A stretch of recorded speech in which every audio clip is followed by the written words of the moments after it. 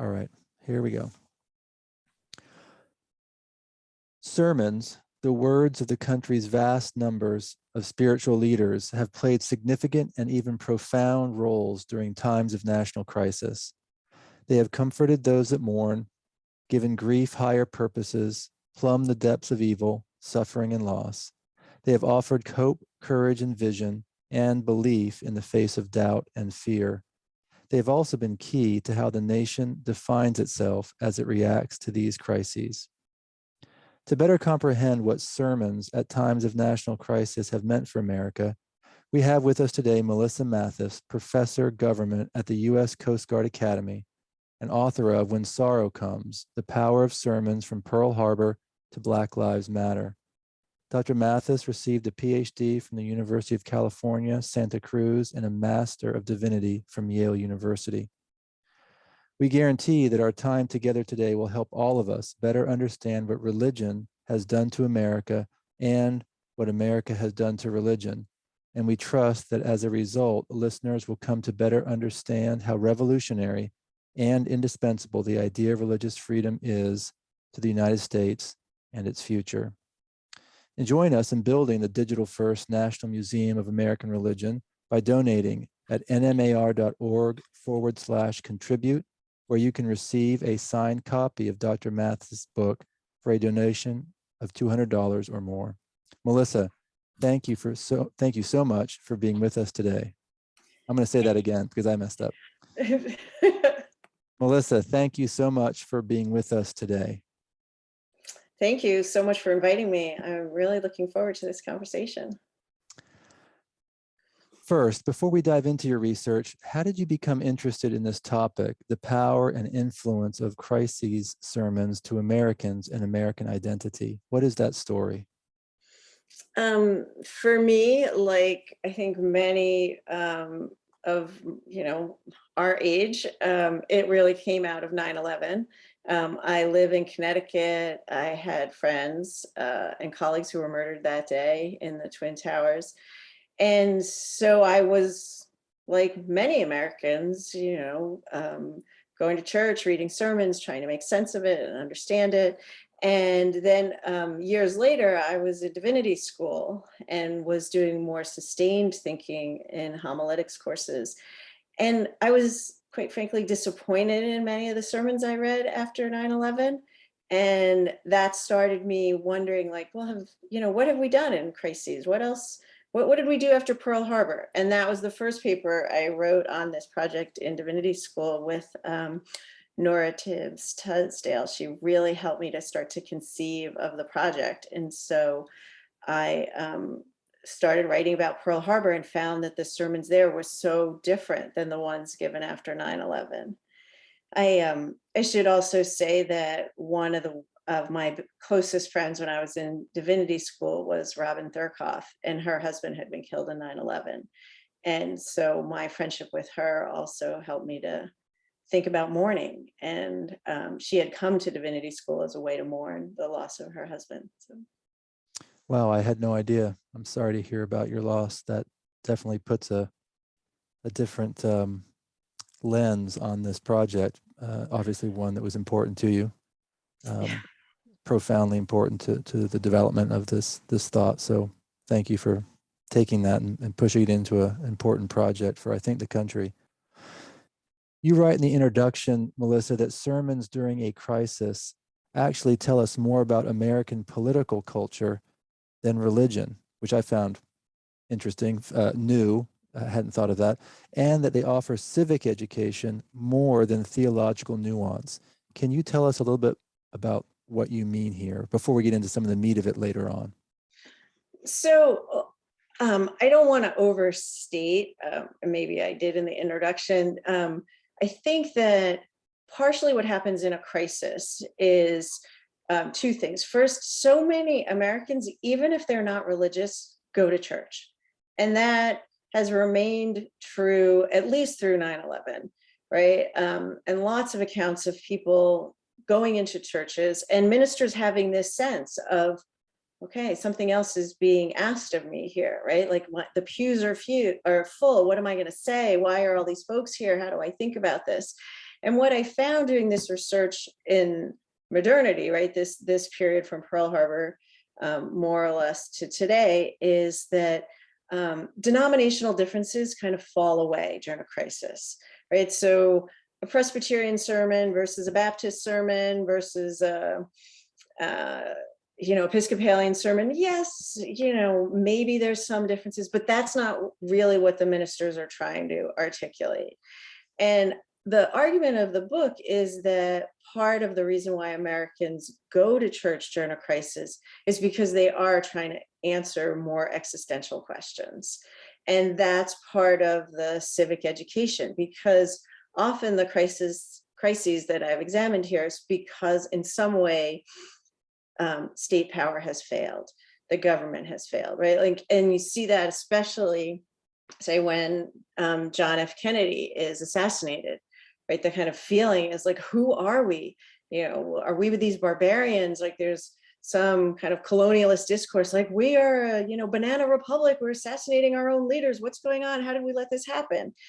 And I think ministers try to step into that gap and offer then theological solace or reassurance as a way to understand who we are as Americans. Okay, that Does makes that make sense. sense? That does. Yep, no, that does. And I think it will be surprising to our listeners to hear that, but also probably, as it does with me, resonate a bit. Makes sense. Also, in the introduction, you write that much of what you track is the ceding of power from the church to the state. Can you elaborate just a little bit, at least enough to lay the groundwork for our listeners? Because I think this is also surprising.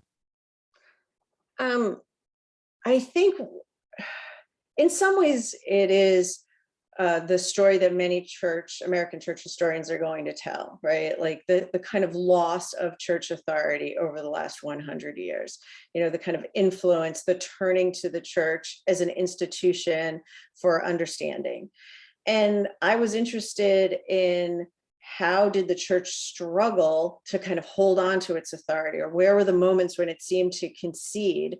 And I think the arc of the book says that as the church, as articulated through the sermons, started to adopt more secular models, therapeutic models, right? Policy articulations, using the pulpit to make recommendations for how the state should behave, even if they are in alignment with theological or religious beliefs. It was a concession, and it ended up, I argue, that we basically have the mourner in chief, that most of the work, theological and otherwise, that the church would do during a crisis has now been appropriated by the state, right? They use the vocabulary, it's our civil religion. It's a frustration for me, because part of the argument of the book too is that the role of the church in its civic education is really democratic, small d. It's a counter voice. It's another way to think. It's another way to live. It's a contestation of what counts sometimes as common sense.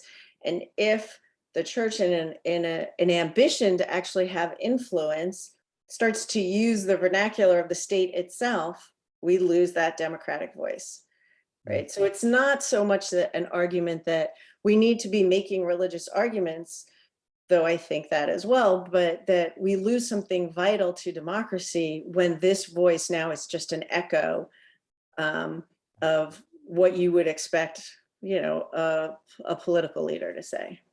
Right. Okay. Well, we'll have to sit with that a little bit, and I think our listeners will too. But we'll meet up with some of these. Fortunately, they're not going to be calling in right now and being like, what? Right. But I think we'll see some of this in the stories you tell. So let's move into some of the details here. So first, Pearl Harbor, as you said earlier, that was the first one you looked at. That was your first paper, and it's the first chapter in the book. But before we get to some of the details you share, can you tell us about the proposed November 1941 Freedom Day sermon sent out by FDR's Civilian Defense League, the resulting national outcry, and what this signifies? Right. This is such an interesting story, right? So it's the head of the Civil Defense League then is Mayor LaGuardia, right? So anyone from the Eastern Seaboard, knows that name. And it became mocked as the canned sermon. So the ambition was to try to recruit primarily Protestant ministers to support FDR in his growing sense that the United States was going to have to enter the war. Ministers, Protestant ministers, Catholic priests as well, many of the kind of religious classes had supported World War I and thought that it was the war to end all wars. And when that clearly was not the case, there was this feeling of betrayal and lots of interwar, very interesting thinking about how did ministers to themselves and about themselves, how do we make this mistake? How we're never going to support another war. We have, this, we believe too much in the power of the government and so forth. So FDR, the church has enormous power at this point. And so he thinks, well, let's write a sermon that shows that the ambition, the purpose of the war, of this conflict is to protect religious freedom. And so this canned sermon is an attempt to, retell the founding story and to remind, I think, ministers, and they want them to then remind their congregants that if the United States does go to war, it's to protect religious freedom for others around the world, because tyrants don't allow religious freedom. And ministers, Protestant ministers, as you would expect, went berserk. First, not because so much of the content, but the idea that the state was going to tell them what to preach. It was patronizing. It violated, for everyone, the accepted code of church and state. It was public and humiliating then, send out hundreds, if not thousands, of this quote unquote canned sermon and expect ministers of every denomination to preach it. And so that was really, it became a joke, and none of them preached it, though some of them said, the content wasn't so bad. It is true that democracy does protect religious freedom, and we know this from Tocqueville, right? But don't you dare tell us. And especially it showed a kind of ignorance about liturgical calendars and how ministers think of their sermons, that, for the faithful, a sermon isn't something that's dictated to you by a secular source, right? You've been praying all week, you've been reading biblical passages, and then you create this sermon. So do you think FDR knew about this? He was a good Episcopalian. It seems like it violates his understanding. I mean, there's not, the New York Times ran the text of this because of the sermon, an almost full, slightly redacted version. I think that, that FDR probably was aware, but probably hadn't read the sermon. I think, and maybe he would have called them back a little bit, but he did write letters, and we have those, to Catholic bishops asking for their, support when he did declare war, privately, not in this public way, but saying, will you help? Okay. Good piece of history to know. All right. So after Pearl Harbor, Reverend E. Stanley Jones preached, quote, "I did not have one code of morals on Saturday the 6th and another code on Sunday the 7th of December. What Christ meant to me on Saturday, he meant to me Sunday," close quote. Tell us some things that stand out from the Pearl Harbor sermons you studied. I think what stands out is that they are not nationalist. There's no, kind of hoorah for America. There is really a long sense of history of that this conflict is political. This is not God punishing America. Doesn't raise questions of theodicy. That, right, for the ministers after Pearl Harbor, the questions that will animate so many 9/11 sermons are just not there. They are very clear, like, this is a political problem. It was brought about by political decisions, and God isn't really a part of this. Which sounds like a way of being very secular, but instead they were like, no, we understand that, what it means to be a Christian doesn't really have anything to do with these political decisions. So I think that's a really striking difference that many of us today would be surprised by, right? Like that I there agree. wasn't this support right away for an American perspective. Right. I was surprised when I read that. Definitely.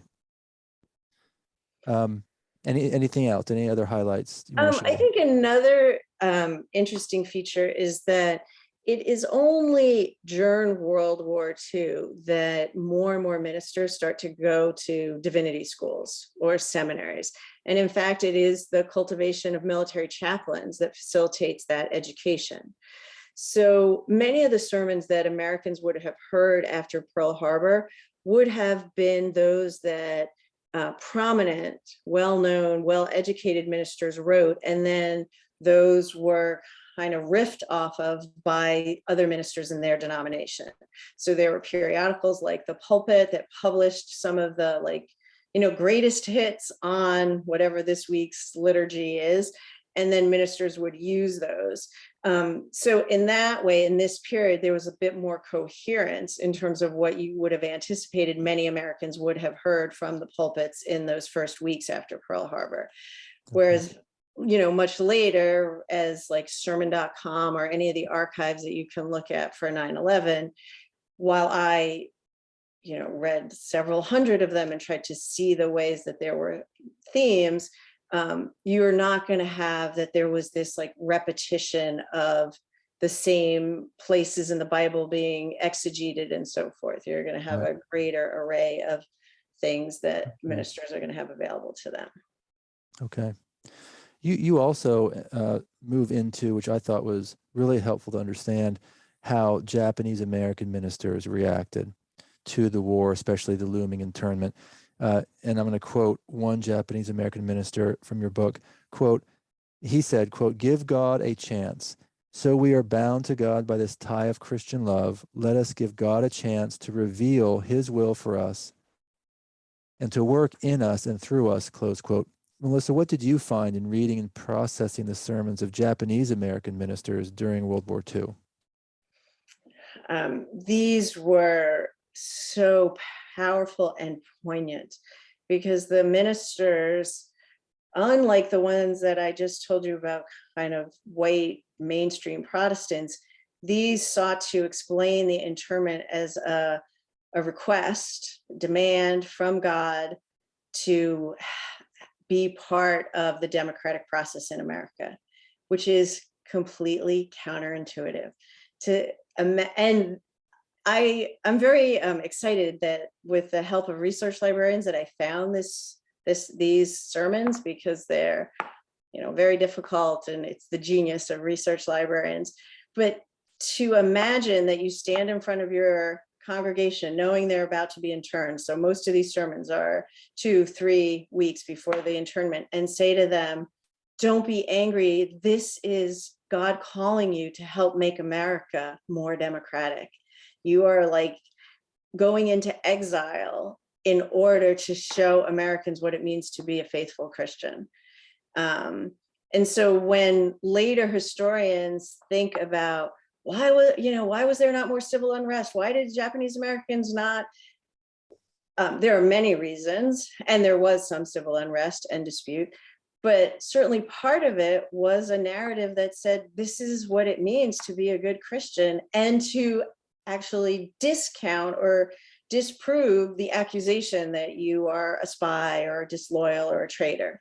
If you go as one of the Christian faithful, then Americans will trust you, even though you are an American, you're a Japanese American, right? Like these are, many of them are citizens or naturalized citizens. So I found those very profound. Yes, I think that thread that you pull on the American religious tapestry is a very, very profound one that we as listeners are just going to have to sit with for a little while. Okay, so let's leave World War II and move to JFK's assassination on November 22nd, 1963. You quote Associated Press religion writer George Cornell, quote, "It was almost as if the whole people bowed their head and America for a time became a church," close quote.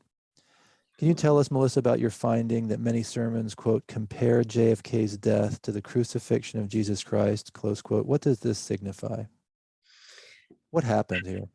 So the first part was that many ministers noted, like, as soon as the announcement of Kennedy's death, so many things were canceled, right? Broadway, no more shows, no more movies, even Ruby cancels his strip club is closed, right? Baseball games, all of these things.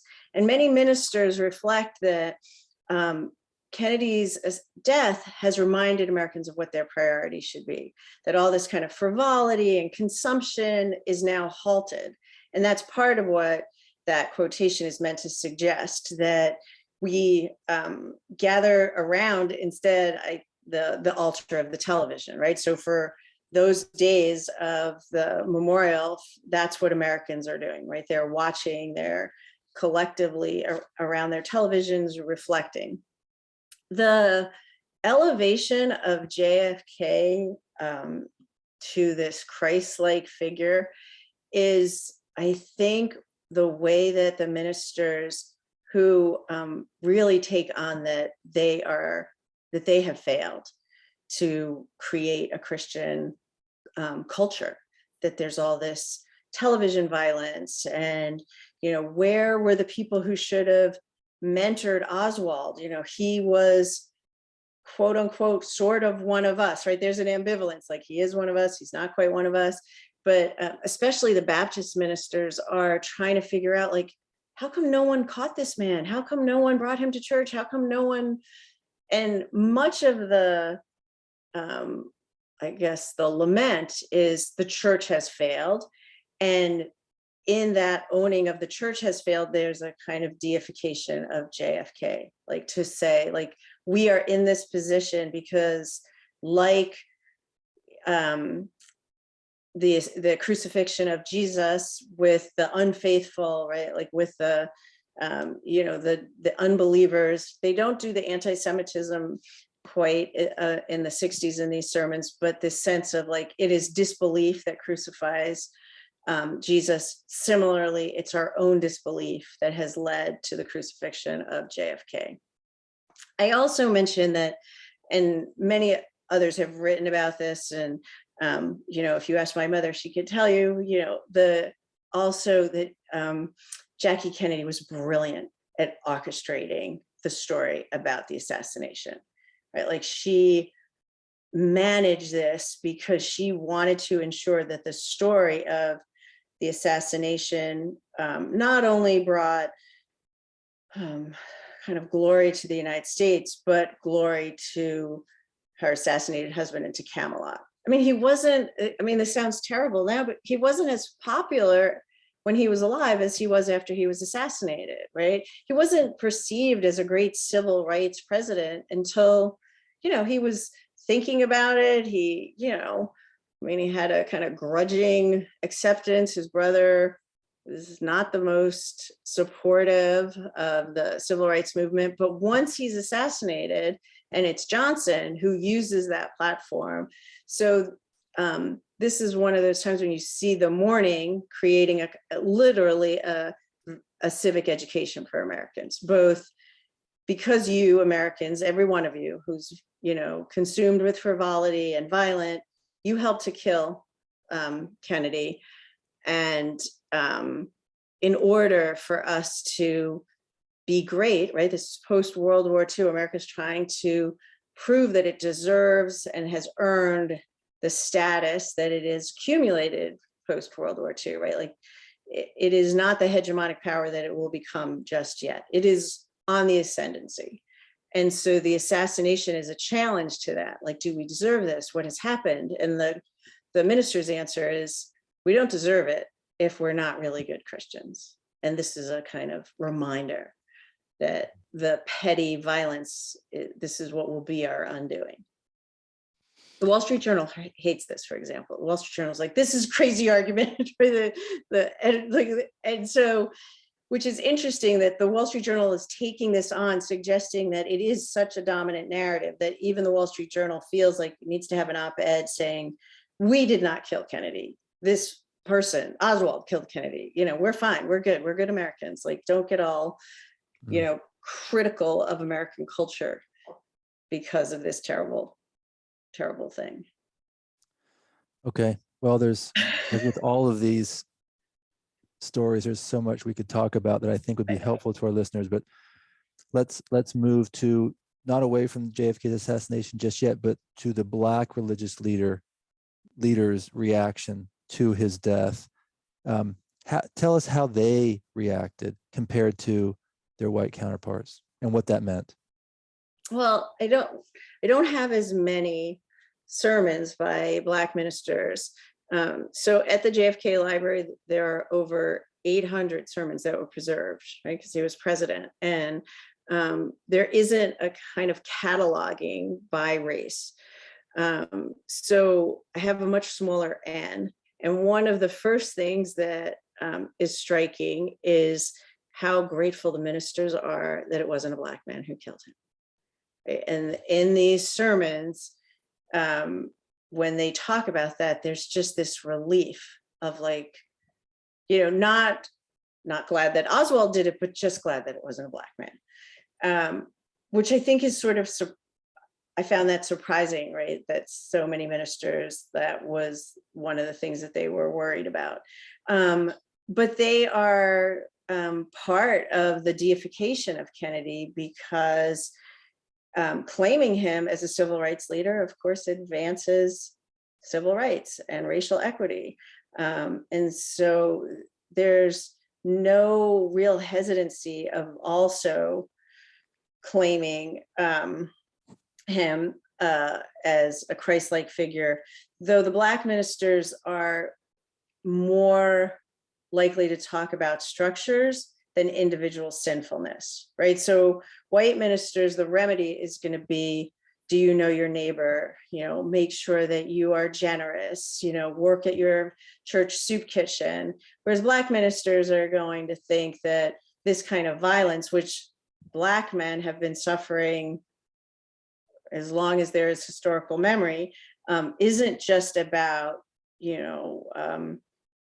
being civil or polite. This is about structural racism, though they're not really making that argument in these sermons. They're of course going to make it after King is assassinated. Well, let's move to the King assassination. But before we do, let me just interrupt here and do a plug for the museum and what we're doing here tonight. We are talking with Melissa Matthes, Professor of Government at the United States Coast Guard Academy and author of When Sorrow Comes, The Power of Sermons from Pearl Harbor to Black Lives Matter. Join us in building the digital-first National Museum of American Religion by donating at nmar.org/contribute, where you can receive a free signed copy of Dr. Matthes' book for a donation of $200 or more. Now, Melissa, let's move into the chapter that you entitle Existential Despair, which are the sermons or the study of the sermons reacting to the assassination of the Reverend Martin Luther King. I thought your comparing and contrasting of religious leaders' sermons after the Kennedy and King assassinations, very enlightening, very helpful. Can you share those briefly with our listeners? One of the first things that you notice, and I talk about this in the book, is just even the condolence cards. The condolence cards rehearse the difference in the way that King and Kennedy are going to be mourned. So Kennedy, Americans mourn him like my husband, like my brother, and King is mourned as a loss to the Black community, more difficult for his death to be read as something that affects all Americans, and that that there would be some kind of universal grief. And when Kennedy is assassinated, right, the ministers have the sense that his death, like Christ, is redemptive, right? Like that now we are called to do something because he's been assassinated. Whereas when King is assassinated, it is interpreted by both the white and Black community, and then the rioting certainly suggests that the dream is over, right? Like that King's death doesn't then propel more nonviolent protest, or is it not the fulfillment of the dream? This is the end. And even the ministers, and these are the most, I don't know what the right word is, I guess despairing sermons of probably any of them, because they are sermons with titles like, does God exist? Can God die? God is sick with the church. And these are mostly Black ministers who think, like, there's nothing. And this phrase that many of the listeners will be familiar with, if you kill the Prince of Peace, right? If that's what white racism does, is kill the Prince of Peace, then there's no place for religious leaders in American politics. Because you couldn't have had a more faithful, more accommodating, intelligent, loving man than Dr. Martin Luther King. And if even he can't succeed in the political arena, we're done. And that I think I would interpret this as the place where there's like a break in terms of thinking about the role of a certain kind of civic education around religion and political life. That this is a time when we see the retreat of, like, we can't do this. Like, we ministers, like, there's no place for us here. We're going to go back. We're going to do what we do well, and which is, stay in our churches with our congregations, and we'll do things locally. And in fact, when I sent out about 150 requests for sermons from ministers of this period, I was able, with the help of a research assistant, try to find, what what congregations were active and who was the minister at the time that King was assassinated and so forth. And I didn't get very many back. And I'd say of the half that I got back what I just said, which was, here's all you need to know about what happened after King was assassinated. I was done with politics. I thought it was ill-conceived and misconceived that I ever preached about justice or racism from the pulpit. I'm never doing it again. I got one that told me that my whole project was misconceived, that I didn't understand that the place and the role of a pulpit was to just do theology, and that King's assassination was the proof of that. Here was a minister doing political work, and even he was not successful. It's a really painful, and we know that, that there's going to be changes 30 years later, right? Like, not even 30 years. Jimmy Carter's going to get elected. Evangelicals are going to think about the political space as a way to advance religious ideas and commitments. But it's going to take longer for the Black church to do that. And I think even to this day, a kind of hesitancy that maybe this isn't the right way. Maybe this isn't the place or the way for the Black church to have significant political influence. So now, were you talking about the Black church or American church writ large? I was mostly talking, like, those sermons that I just was describing, those were by African-American ministers. Right. The white ministers didn't think that the assassination of King was about theodicy, was about, it was sinfulness. It was the sin of the assassin. And they didn't even think, really, there's not a lot of argument that the assassination of King tells us very much about American culture. It tells us about the civil rights movement. It tells us about this criminality of these rogue people who assassinate King. And then there's all the conspiracies. I think the white ministers King's not that popular either, like Kennedy when he's assassinated. And he's not as successful in managing the nonviolence, right? So when he does go to Memphis, his kind of authority is not sufficient to ensure that everyone will be nonviolent in the ways that 10 years earlier he could ensure that. He had such a commanding presence and so much support that there really wasn't violence when King would show up for a nonviolent protest. But now there's starting to be this unraveling. There's starting to be more violence.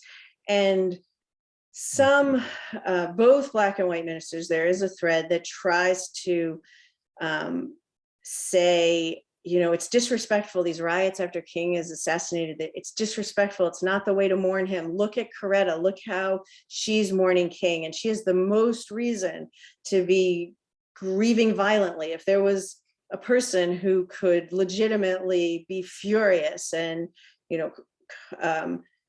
throw a grenade and say, like, get revenge, it would be Coretta. But she doesn't do that, right? She's very composed and eloquent, and we don't see her fall apart in public. And so both Black and white ministers say, try, like Kennedy, right, to say, like, they're modeling how we should behave, like, but predominantly, as we know, right, this is the place for the Black Power movement. James Baldwin writes so powerfully about the devastation and months of despair that he has after King is assassinated, like, just not so much from a religious perspective, but just the crater that it left in the Black community, even though James Baldwin and Martin Luther King disagreed, right? And, weren't exactly simpatico about everything, but his assassination really configures how Black thinkers, leaders, everyday people are going to imagine what's possible. And I did not know that there was such a reaction from the African-American clergy of saying the dream is over, not offering their people any sort of political religious hope. It was leaving politics, calling that despairing for the church to be involved, and then moving back into just what they do best from the pulpit, as far as just preaching the word, to use a phrase, right? So that's instructive, I think, for us. Sorry. Go ahead. There's a lot that we could do a whole episode or a whole series on this, obviously, each of these events. Absolutely. And I think there's I don't know if it's like a PhD or a project for someone, if we could collect and publish those condolence letters. They're not collected. They're in Atlanta at the King Center. And I think I read almost all of them that are there, but it is chilling to read condolence letters by African-American men and women sent to Coretta that are like, we always knew this was going to happen. What are you going to do next? Like, who do you think should be the new president? Who's going to lead the movement? Here's $5. Of course he was going to be killed. Like, why is anyone surprised? We're not really, like, we knew this was happening. So now what do we do? And I say this in the book is, so school children also, African-American school children wrote condolence letters, and they are remarkable because in contrast to these other ones that are like, of course this happened, we're so sorry, are you okay, Miss King?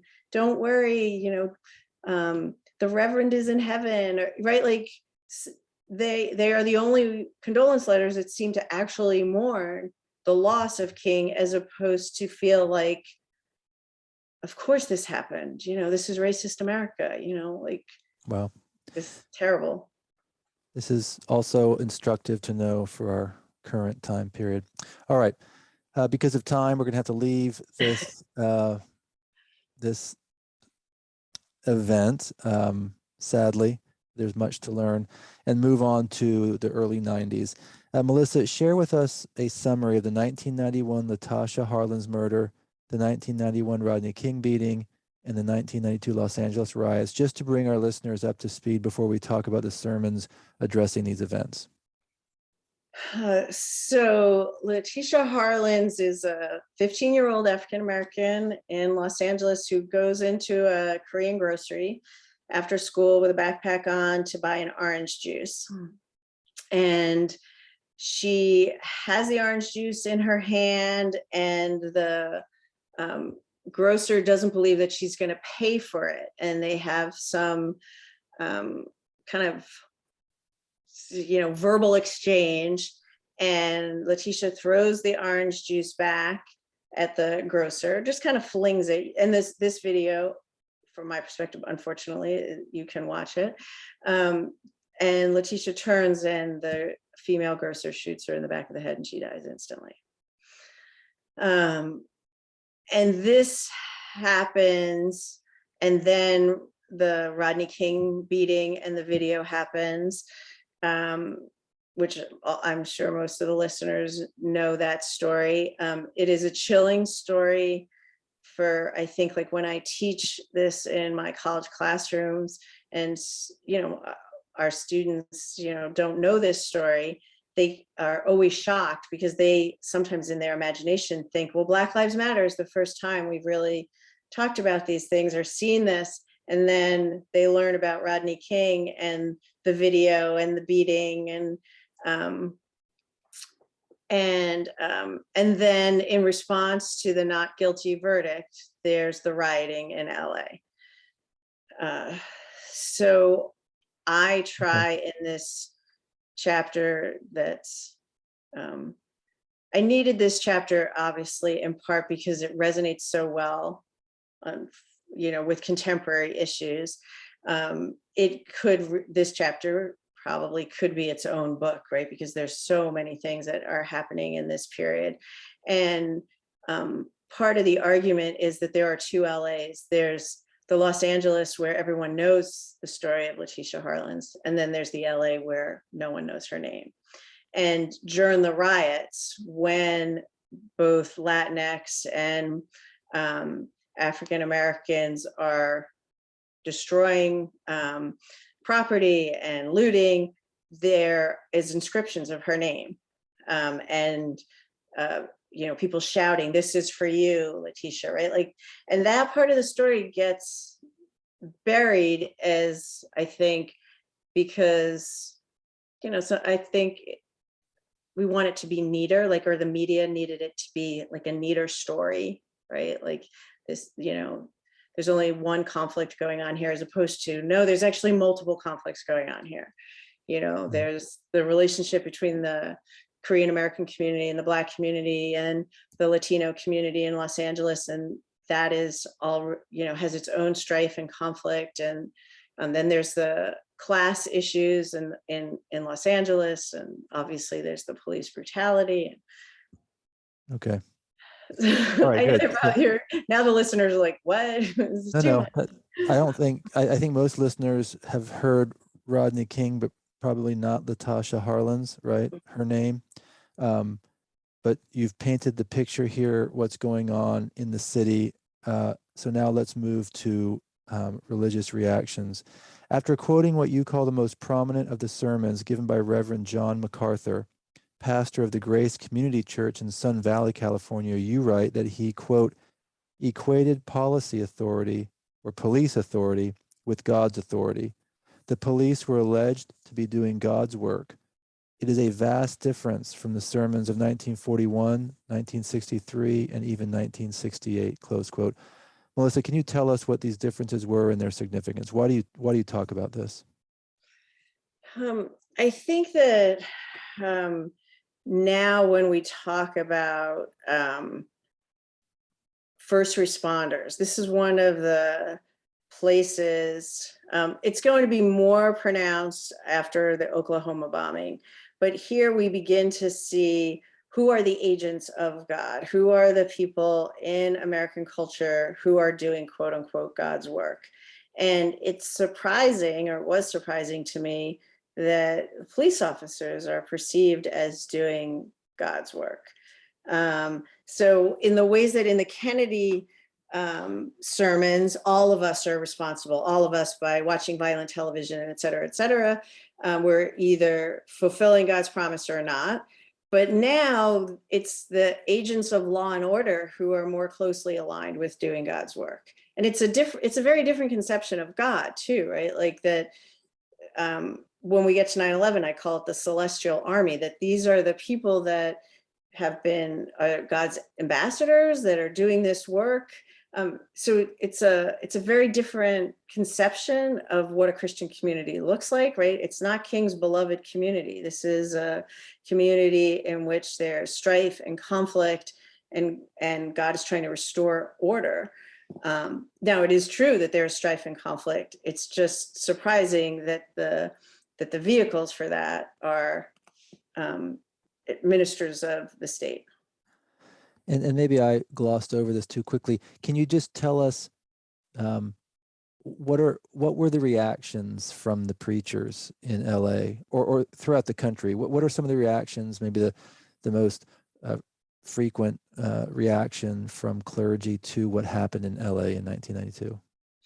So the first part, and I don't know that I have a good answer to this is not a crisis in the way that the Oklahoma bombing, right? So Americans don't pour into churches across the country because of the verdict of the police, the LAPD, right? Or so this crisis is more one of, I argue, kind of like a paradigm crisis, like of trying to understand, like of, and so it doesn't affect the whole country. Like, yes, the whole country is watching, but we don't mourn it. In fact, there is no like memorial to the LA race riots. And only this year, January of 2021, is there now a mural for Letitia Harlan's, I think inspired in part because of the murder of George Floyd. So the Los Angeles ministers, they really try to give sermons of reconciliation, right? Like they think our community, we have to try to bring it back together. Like how, Right. what's going to happen to us? And there are ministers who ask people to bring to the churches the things that they have taken, right? To demonstrate that, that they were rioting and destroying property because of their grief, not because they are thieves. And they do collect, but it's like immaterial, but there is this kind of demonstration of like, this is how we're going to have reconciliation. I think the other thing that these ministers do, and it is they do try to work together, and they form a league to try to then work with the city of Los Angeles to get money to rebuild. It's ultimately not successful. It lasts for 7-8 months, and then it kind of falls apart. And I think part of what the ministers know, but the rest of the kind of country doesn't, is this isn't really as much about race as it is about class. So when Dan Rather goes, he wants this to only be about race. Now, it certainly is about race with the Rodney King beating and the LAPD, but the looting and the burning of LA is not just about race. It's also, and the ministers try to bring that in, try to recognize that, what is it like to live proximate to this enormous wealth of Hollywood and celebrities, but be foundationally excluded from it. What about that? And I think to this day, right, we have a hard time talking about issues around class, and the ministers try. And again, there's just a small collection. I don't have hundreds of sermons. I have lots to say, and the book has many footnotes about like how the media represented it and what was the kind of national conversation, not so much about what ministers were saying. Right. Okay. Okay, very helpful. Let's see. Let's move on to this question. You used the title or the phrase, the Church of the National Tragedy. What do you mean by this? Was quite a heavy title. Maybe give us a quick explanation of where that came from, and then we have lots of more questions going into 9/11 and then after that. So right. So the Church of the National Tragedy is, my argument in this chapter is that this is when ministers really start to use the therapeutic model to explain crisis and mourning, right? It's Philip Reef talks about this change in the pastoral from theological to therapeutic. And these sermons really demonstrate that. That psychologists are going to advise ministers how they should help their congregations mourn. And ministers seem open to that, right? Like, okay, tell us, how we can do this. And so the Church of the National Tragedy is also meant to talk about that what unites America in this moment is shared suffering of being a victim. And which is, of course, true, right? Like these are innocent victims. But it sets up the possibility in 9/11 then to deny American power, right? So it's what do we have in common? We have in common that we suffer, that we're victims. And that's a really different conception than what we've seen before, say after Pearl Harbor or JFK, of like, well, what are we going to do to fix it? Or, how do we manage this? How does the church, become involved to make things better, to make, America more Christian? Or what's the relationship between democracy and Christianity? Or how do we reach out to, our Muslim brothers? Here, it's, the best we can do is to suffer this. And that's what it means to be a Christian, is to suffer. And of course, that is part of the Christian narrative. It's just really the first time that we see that be the national dialogue, is the ministerial dialogue.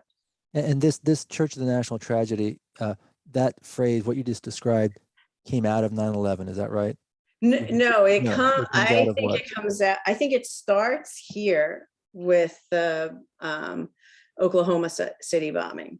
Okay. Right. And then, yes, that concept is probably fulfilled in 9/11, but that's right. Right. In this way that, when you're trying to figure out, like, what's the genesis of this? Like, did it, where else? And especially because right after the bombing, many Americans, newscasters, thought that the Muslims had, that this was a Muslim terrorist attack. And so I remember that. So it's a kind of chilling preview. And then we see the response, and then we learn, of course, that it's not. And then it has some of the resonance with Oswald. Is Timothy McVeigh us, not us? How is he us? Okay. But not the ministers don't say we failed because we have Timothy McVeigh. They are really not interested, even though we know who did this very quickly. The ministers aren't really interested in him as much as they are interested in talking about our suffering. This is right. This is the only question I have about that Oklahoma City bombing chapter. We could spend a lot of time there. I think this is really, really helpful for our listeners in just the whole span of U.S. history to see some of these points and how the church reacts and what that maybe means the church and the state have become in their relationship. So very, very helpful, Melissa. I'm going to move on to 9/11 just because of time. And how American religious leaders responded. First, you write, quote, American clergy were unexpectedly hurled into the maelstrom, close quote. Can you share maybe just one anecdote of what you mean here, that this supports what you mean here, that they were thrown into this maelstrom?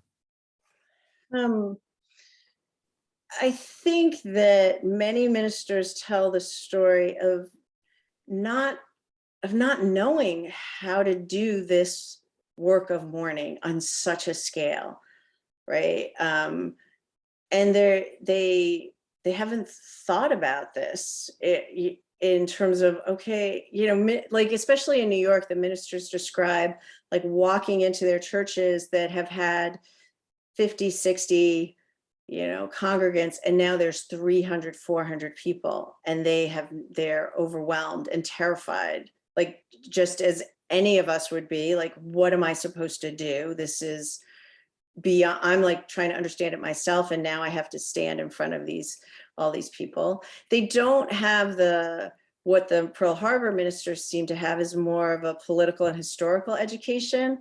So they feel kind of caught off guard, right? I mean, there's this expression that, in America, we learn our history war by war.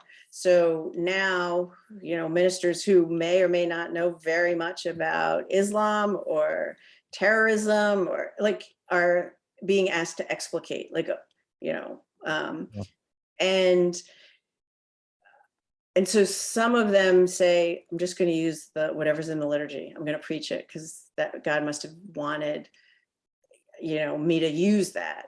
And then others are like, this is so overwhelming. I have no idea. I'm just going to tell the story of where I was and what I thought when I heard the news. And that does become a very common, I was doing this and then I heard this and this is what I thought. And that creates the bond, right? The shared memory. Where were you when Kennedy was assassinated? Where were you when you heard about the towers? So, Okay. All right. Well, that's helpful. Of the sermons, you explained, quote, that one of the most striking features of the majority of these sermons is how easily the events of September 11, 2001 were theologized. That is, how readily the events were interpreted by American clergy as indicating something transcendental, as gesturing toward a universal and sacred truth, close quote. Tell us more here, Melissa, including how the response differed from that of Pearl Harbor, with which 9/11 is most often compared. so these sermons are really clear that 9/11 is God communicating with the United States. Most of them do not think that God is punishing us, but that he is engaging us as Americans to triumph. And so everything from the burning buildings to the fuselage becomes like some Old Testament apocalyptic wrath of God, but we're on the side of God, which is, it takes a little doing to see that, but God is on our side because this cosmic evil other, even as they are not anti-Muslim, but these are the forces of evil. And God is calling us as Americans to make his will triumphant. And and this is true, sort of surprisingly, for both conservative to liberal, however we're going to denominate that, but like across the spectrum. I mean, even Jesse Jackson gives a sermon declaring, God is on our side. That's what this is. That's what 9/11 is about. It's to re-energize, we don't have this language, but it's to make America great again. That's what this 9/11, and that's why this is happening. And God is with us right here. And we see that God is with us in the beautiful heroics of the first responders. We saw it in Oklahoma City, that in the mayhem, in the violence, there are these really good people, and it is on prominent display in 9/11, and that's God's work, right? Like that's the reminder. Here you can feel the presence of God, and that part is quite beautiful. But it has this, for me, still this very jingoist element to it, right? I mean, the ministers do not do really anything to thwart the desire for violent, violent revenge or violent retribution, right? Like they are not part of that. They, if anything, they help to confirm what the narrative is for the Bush administration. And I would have thought that there would have been more resistance to that, because you probably also remember that in those first weeks after 9/11, the world really did mourn with us, right?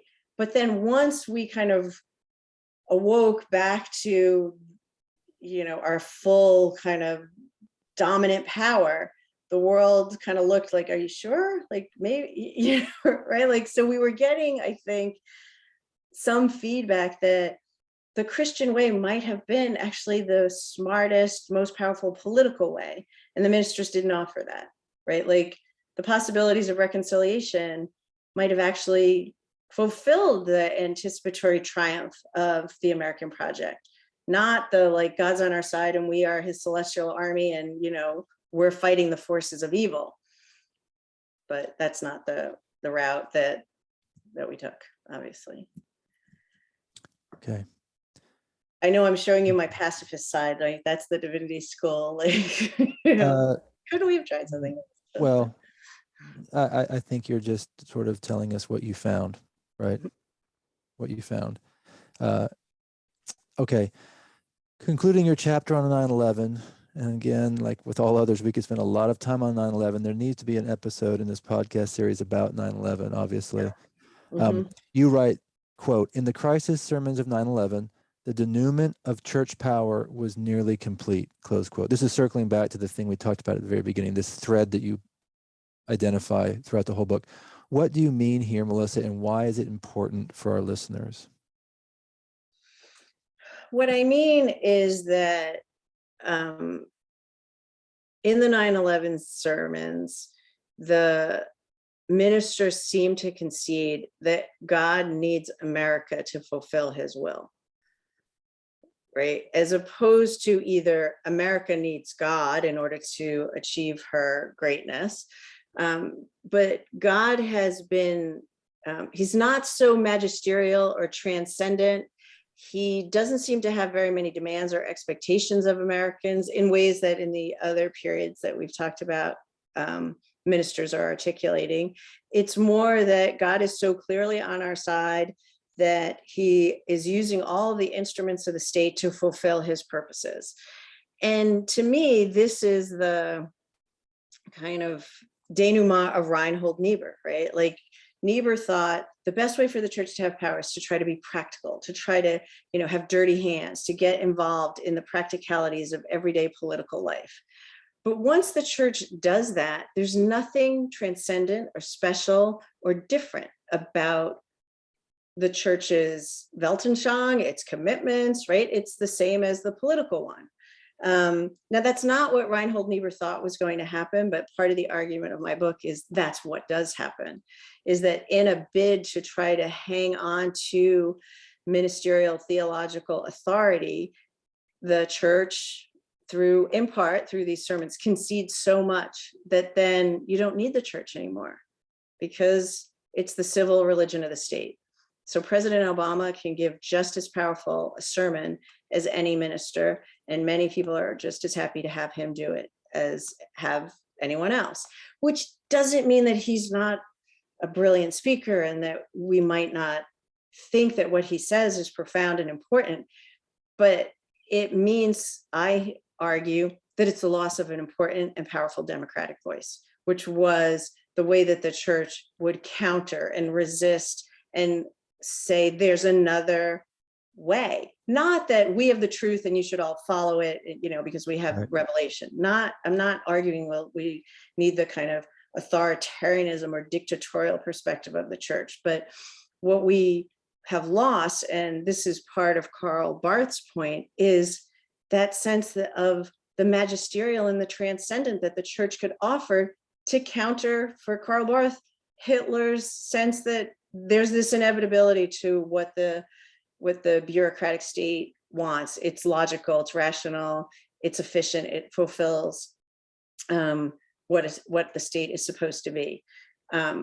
We are in nowhere near those circumstances, but that has been part of what Tocqueville celebrated. Like, he's like, this is what makes American democracy great. It's because there's all these religious voices, and Americans are religious as a counter to the state power that you might have seen in Europe, and particularly for Tocqueville in France. So. Okay. You're like, how did you get to Tocqueville through all that? No, I see it.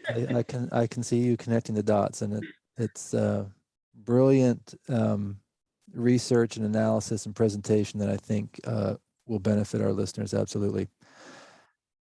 In your chapter, The Enduring American Crisis, Sermons from the Newton Shooting to Black Lives Matter, and you touched on a little bit of this with your mentioning Obama's sermon, perhaps you were thinking of his one in South Carolina. You incisively, Yes. Melissa, explained that, quote, long gone were the days when President Roosevelt would seek the validation, perhaps even the permission of religious leaders for state decisions, including his own momentous decision for taking the nation to war. Now the president unabashedly preached explicitly and without apology, assuming the role and authority of the church, close quote. Now, you've told us about, you filled in that statement I just read from your book. Is there anything else you want to mention before we move on to the school shooting in Newton? No, I mean, I think that when we talk about that, some of this will come up again. So I don't. Yeah. Okay. And I know we're running long too. So not long enough for me, but definitely for our listeners. Okay. Can you describe the three broad categories of sermons given after 20 children and 6 adults were killed at the elementary school in Newton, Connecticut on December 14, 2012, and what they meant to the nation that mourned? So I argue that there's the sermons that are really just reiterations or different versions of what President Obama said in Newtown when he did the memorial. They refer to it, they amplify it, and that is surprising, right? Because President Obama is not a biblical text. He's the president. So to use him as your liturgy is surprising. The second were really about gun control. And I know one of the reviewers of the book said, well, that he was rightfully glad that ministers were using that platform to talk about gun control. And I think many of us would be glad after the shooting to have our ministers engage in a conversation about, what is an appropriate relationship to guns, and how, what might be the Christian perspective on managing our guns. But what the sermons feel like is just policy talks, right? Like that anyone could give them. And some of them are, more persuasive than others, but they don't feel, I didn't think like they were particularly homiletic.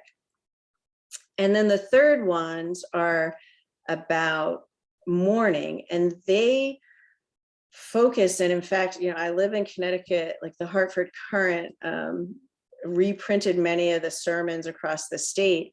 Many of them were about, what do we do about Christmas? Like how do we celebrate Christmas, because this tragedy has happened weeks before Christmas, and to children. And Christmas is about children and buying presents, and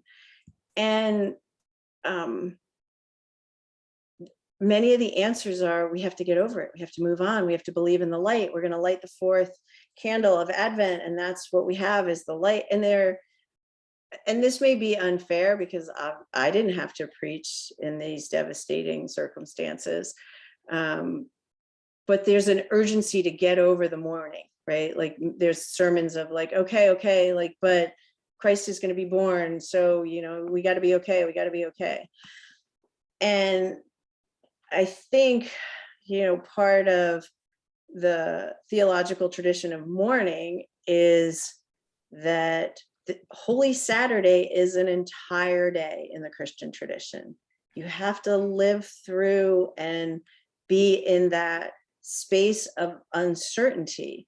And I think I say in the book that there's this kind of urgency to get from Good Friday to the resurrection. And I think there are important psychological, theological, political reasons to be okay when something as devastating as the Newtown shootings, to have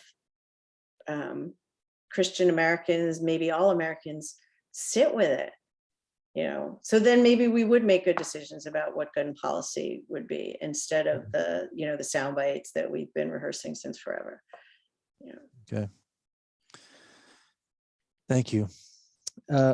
You write that after crises, quote, white Protestants looked for political remedies and Black Protestants looked to God to help them through, close quote, which signals, quote, that Black Protestants have a conception of God who intervenes to fulfill his will more regularly in daily life. This is a God who is more than prepared to fulfill his purposes with or without the state, close quote. How is this borne out in sermons? So now we're moving quickly and probably Right. inappropriately from such a tender subject as Newton's school shootings, which we could talk about for a long time, and the sermons that reacted to it, but we do need to move on. Tell us about this, the difference between white Protestants and Black Protestants, and how they see God. Right. I think this Crises. is, I think chapter 6 should be another book.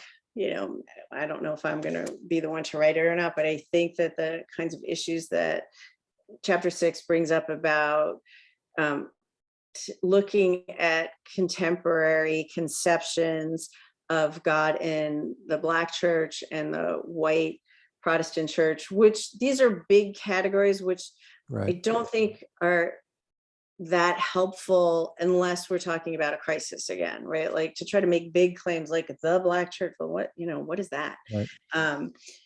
But there's some research that sociologists have been doing in the Pew, with, in kind of surveys, looks to what is the conception of God and how has it changed? And one of the things that many of these studies find is that the Black church doesn't trust the state quite as much as the white church does to fix things, and believes more that God will answer prayers, and is more interventionist into our daily lives. And there's, I think, I think it's unclear, like, well, why do people believe that? Is it, part of white privilege that we believe that the institutions will work for us, and so we can get the help we need when we need it, and African Americans don't believe in those institutions, and therefore feel more dependent on divine intervention to get the solace or the help that they need. Mm-hmm. I don't know the answers to that, and I think it's worth trying to think about, because one of the less developed threads of the book, but certainly something I was interested in, is these changing conceptions of God, which comes from, like, Jack Miles' book, God, a Biography, and he tries to think of God as a quote unquote character, say, in the Old Testament, and what does he remember? What does he forget? What seems to make him angry? Why doesn't he say certain things at certain times? Or what does he say? And Jack Miles, it's a brilliant Pulitzer Prize winning book, tries to detail. And I think thinking again about, well, what is our conception of God in 2021 in America? And is it racially inflected? Does it have class? What do we imagine when we think of God as quote unquote, as a character, an anthropological figure? Yeah. Well, we look forward to that book. I hope somebody will read it. That's heavy. That's pregnant with meaning. All that you just barely talked about, but important for Americans, I think, to me and the listeners to contemplate. Absolutely. I'd like to end, Melissa, by getting your short analysis on the sermons after George Floyd's death in 2020. This is very much in the American psyche still, Mhm. even with the pandemic hanging on that occupies much of our worry. I think there's still Right. is still there and heavy with us. What can you tell us about those Um, sermons? so um, the Maybe it's too hard sermon, to summarize in it, 2 minutes, but give us some highlights, or I don't know, give us a um, taste. so I think that the sermons after George Floyd did rehearse the national narrative around race, right? Where either all lives matter, right? Like, that the goal is don't see race. We are a colorblind society. Be judged by the content of your character, not the color of your skin. So there were sermons that, and this was true, I think, after Trayvon Martin was killed as well, that was this about race? Was it about injustice? Was this about the specifics of this particular incident? And so there are sermons that then try to exegete, what exactly happened when George Floyd is killed. And then there are sermons that I think do and these were clearly divided into kind of conservative and liberal, that are part of the white supremacy, white privilege. That's how we understand the murder of George Floyd. Not so much about mourning, like, and what we would mourn and who we would mourn. Do we mourn for the loss of American reconciliation, right? Like that we're so divided, right? There's not sermons like that after George Floyd is killed. Do we mourn, like, what are we mourning? Do we mourn George Floyd? I think there was ambivalence, quite frankly, about mourning him, that he's not deified by ministers. Sharpton does, right? Sharpton reads him as, or eulogizes him as a prophetic figure sent by God to restore African American faith in the American project. That, seeing all of the diversity of people who protested and marched after George Floyd was killed, that is clearly inspirational. I think now you're probably hearing, like, I'm not that optimistic about the possibilities for transformation after George Floyd's murder. I don't know Through the what pulpits. right, from pulpits, or actually even in the way we as a national culture are talking about issues of race. And for me, I think what has been lost is the aspirational. Um, I don't, right. We have a really good analysis of all the things that are wrong, but not really a vision for what it would mean to create the beloved community.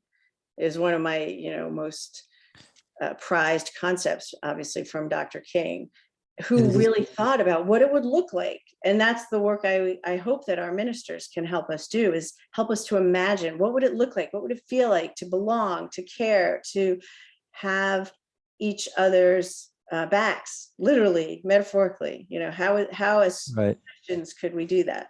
And is it too simple to say that maybe that's because the church has ceded so much power to the state?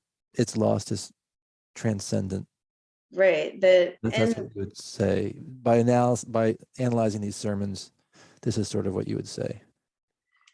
Yeah. But, when I was teaching a graduate seminar in divinity school, the hope is always this next generation of ministers, right? Like that this experience of Black Lives Matter and this racial violence will be foundational to their thinking, we hope, when they, right? And I certainly try to encourage them not to just use the pulpit as a place to talk about policy, but to use the pulpit to inspire people to want to create the community that we want to live in. Yeah. Well, Melissa, as we conclude, do you want to share any lessons or takeaways from the book, either in terms of important historical transformations you are charting, or in terms of helping us better understand our present moment in the American narrative? I ask that having heard you give many lessons or takeaways of historical transformations and helping us better understand. But is there anything in finality you want to say that you haven't? This is your time to do that. Right, my friends will say, like, she's always on her soapbox. Of course, the whole thing's been one long, Melissa soapbox. No, it's not a Melissa soapbox. It's a research and analysis that you've done that you're offering up to us. So it probably feels counterintuitive to say this after having written a very long book on violence and death and mourning.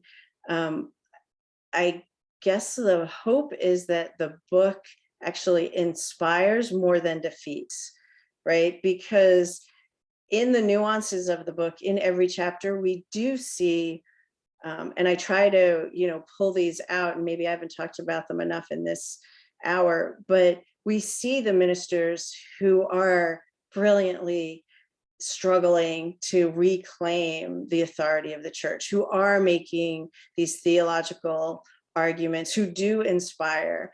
And I think that the book is both an object lesson, like this path will not either preserve the American project or fulfill the promise of the beloved community, but it also can show us the ways that it is still possible to do that work. And that, I hope, is what, especially young ministers feel like empowered, as opposed to thinking I should just, church and state, the wall is so high or so thick, I shouldn't engage in these, but that there's ways to engage and be influential that don't violate religious freedom, but that do contribute to a robust democratic conversation. okay, you have the final word. We have been talking with Melissa Matthes, professor of government at the United States Coast Guard Academy and author of When Sorrow Comes, The Power of Sermons from Pearl Harbor to Black Lives Matter. Join us in building the digital first National Museum of American Religion by donating at nmar.org/contribute, where you can receive a free signed copy of her book for a donation of $200 or more. Our time together today has helped me, and I think all of our listeners, better understand what religion has done to America and what America has done to religion, including seeing how revolutionary and indispensable the idea of religious freedom as a governing principle is to the United States and its future. I guess religious freedom being the freedom that fuels and fueled sermons after or during crises. Melissa, absolutely wonderful.